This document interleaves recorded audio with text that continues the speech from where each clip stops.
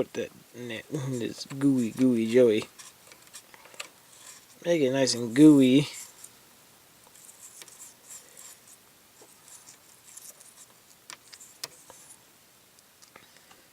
And we're going to let that sit on that for a while. So,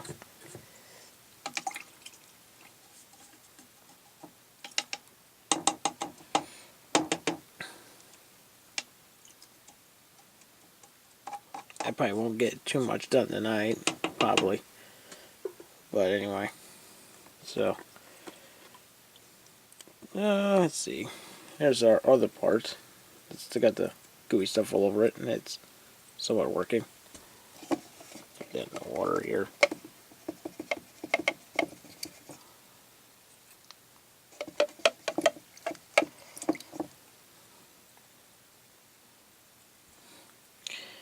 Didn't quite take care of the goo, so I'm gonna wipe this thing down with the rag.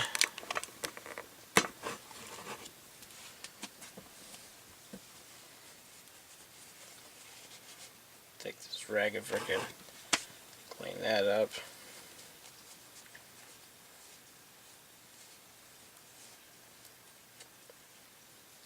Trying to get around the outside here. Get that too. And then we're going to take my other clean Q-tip and I'm going to do the same thing like I did with that other one. You can see even that's got some tip on the rust from the inside of the shaft.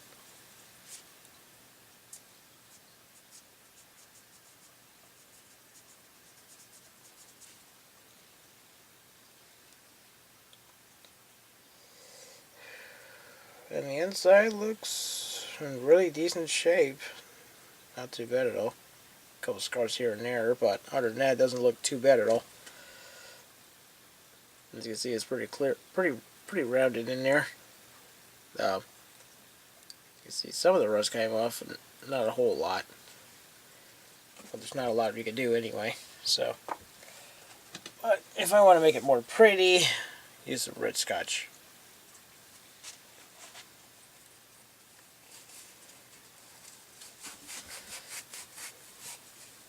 Just kind of take it and try to hold it around the outside and just kind of swish it back and forth.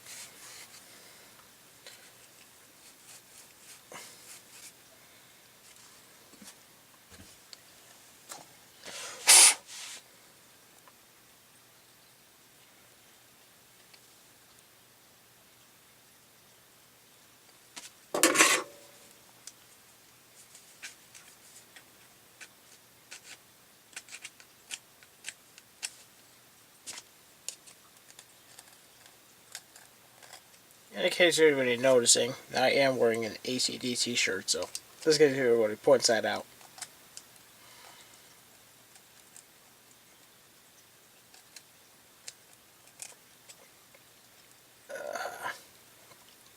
You can say I'm not a really huge fan of AC/DC like some other people, but I do enjoy a lot of their music, though. It's quite awesome. And it's pretty sad news that I hear that the main singer's got a problem with his vocals now, just like Linda Ronstadt, which is like the cutest chick you could, cutest chick artist that you ever think of. I wouldn't mind seeing her in the younger days whatsoever in person, but unfortunately that's just not possible. Not in this day and age. Since I was born in '86. And she's probably born maybe 60s, maybe 50s. Something like that. Then started singing in the 70s all the way up to towards the end of the 80s or something like that. I'm not sure. Some music purist people might know more information on that than me, so. But whatever, I'm just guessing. Okie dokie. Let's do this a little bit more here.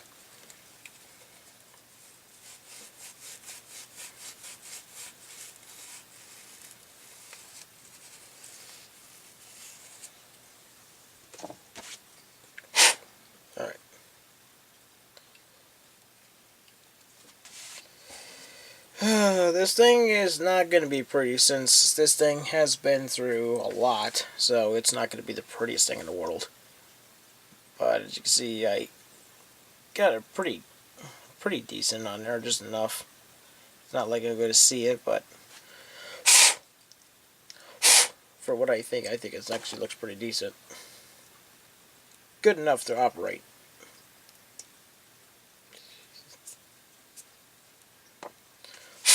Clear up any dust that's inside that thing, so what if I want, I could actually put this back for now, since I have no means to put the get that pin out.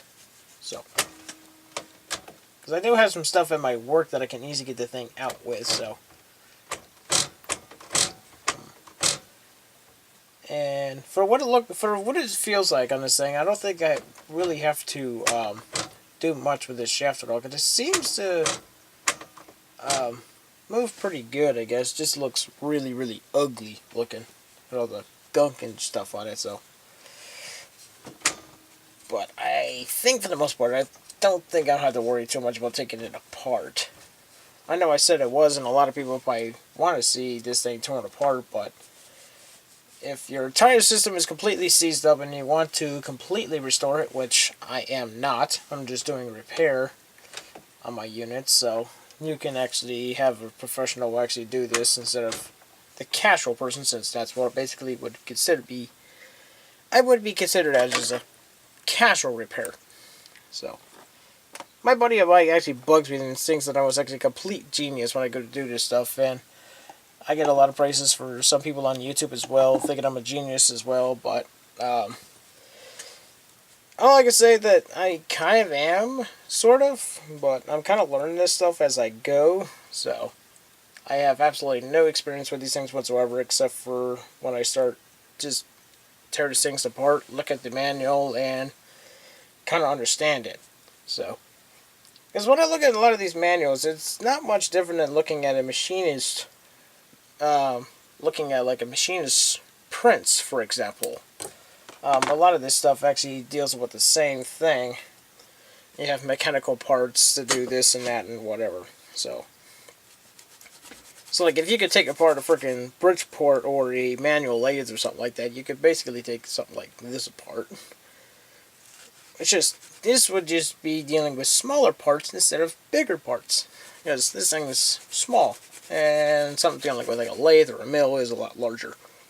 So, this washer's really freaking in terrible condition. Really ugly and terrible. And I'll show you what I mean. You can see around the outside edge of this, if you could even focus on it. I'll probably have to put it on a white background again. Let's try this. Alright, so the white background, let's see here. We get it to focus on it instead of me. So, as you can probably notice, this thing is pretty rusted and it's beat up around the edges. So, it's pretty nasty. So,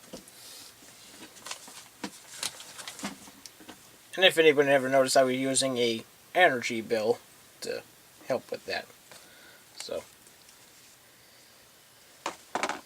okay, so I'm going to put these little fingers back on this, which, this should be the inside towards me, since it's got the round edge, and this one should go the opposite direction, so that way it goes the opposite way.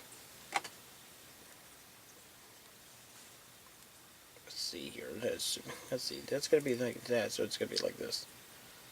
Okay, so it's gonna be like that. Cool. That's gonna be like that. That's gonna be the other way. So those would be good to be put back onto the unit here. So looks like our shaft looks pretty decent. I want to see if we're gonna wipe this thing off and take a look at it.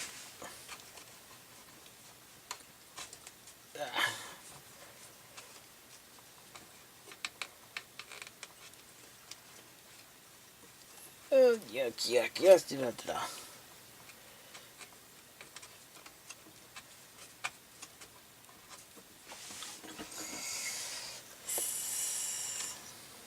not perfect whatsoever. It is definitely not, especially around the key area.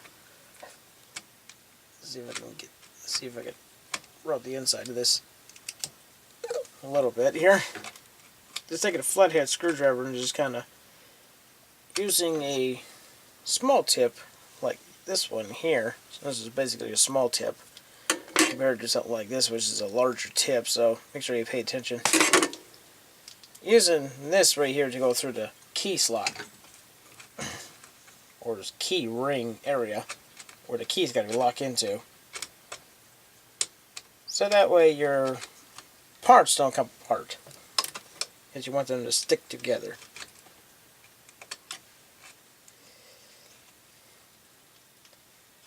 I was thinking I'm going to have to try to find that washer or look for a new one, which I can't remember if it's that washer or this one here, which I pulled out. It's one of the two. I think it might have been it. But I could have sworn I had the rusted one on top of it before I lost it on the lovely wood floor and a red carpet that's not even finished.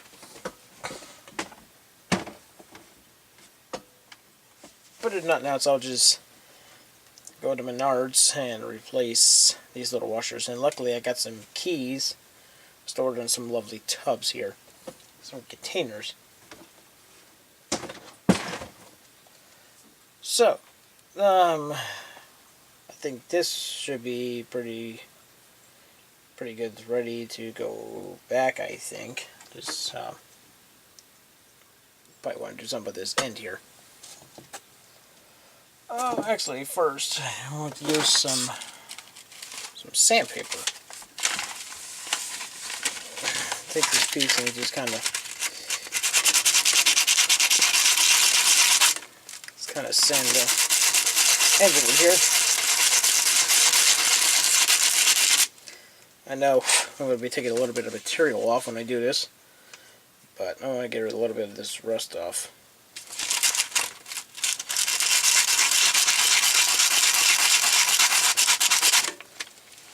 Don't want to do it too much. It's going to take off just a little bit of material. Now we'll just take a little bit of the Scotch-Brite and just kind of go over the face of that. Make it nice and shiny. I think it looks pretty good that way. Now it's to the outside here. Get their small piece, section here.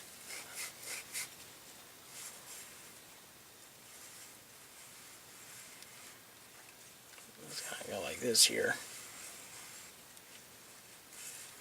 Basically what I'm doing here, I'm holding on to the wheel here that's got to go up against the main cam shaft. Using that as to go around it.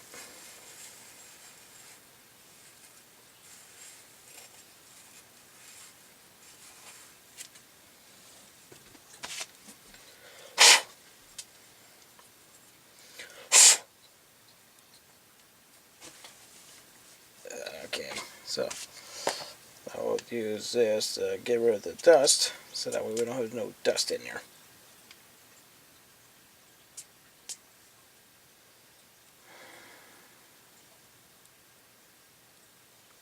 It's still got some ugly rust in there, so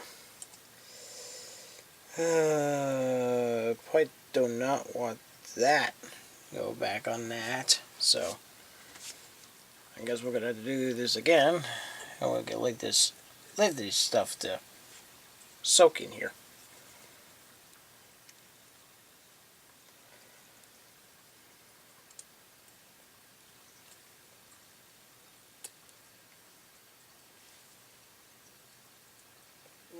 So we can back this up just a little bit. Okay, so